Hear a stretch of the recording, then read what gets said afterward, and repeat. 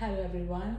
So now I'm decided to start a series with dental anatomy, and I'm going to discuss all the teeth, everything related to them, like the concept of like how the crown look, like the closure. So let's start with the first tooth, that is permanent maxillary central incisor.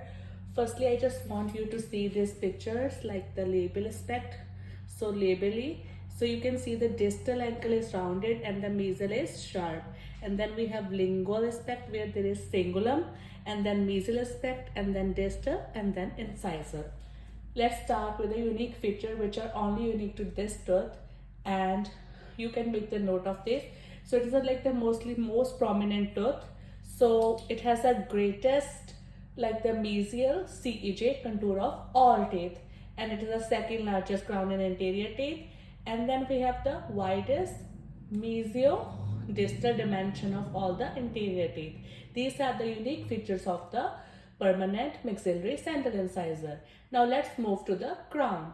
So the crown, we have the closure shape which is triangular, and then we have the proximal shape which is also triangular. Number of mammalions present in permanent central incisor are 3, and the developmental grooves are 4.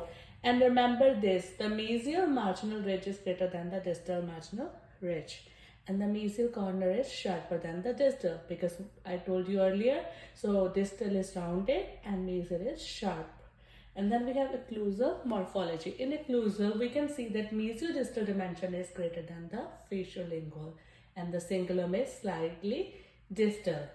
So all these are points are very important, and it will help you to differentiate from like the mandibular central incisor as well as from the lateral incisor, as well as from the right to left central incisor.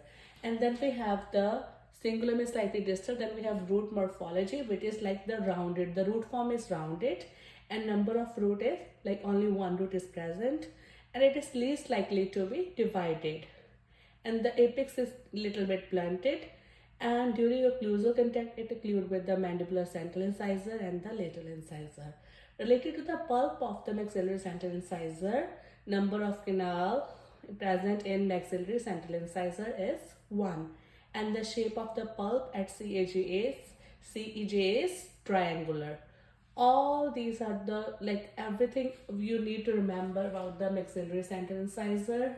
So you can like remember this, and then we will do one by one each tooth, and it will be easy for you to compare them and answer in your real ADAT exam. Hope it helped. Thank you.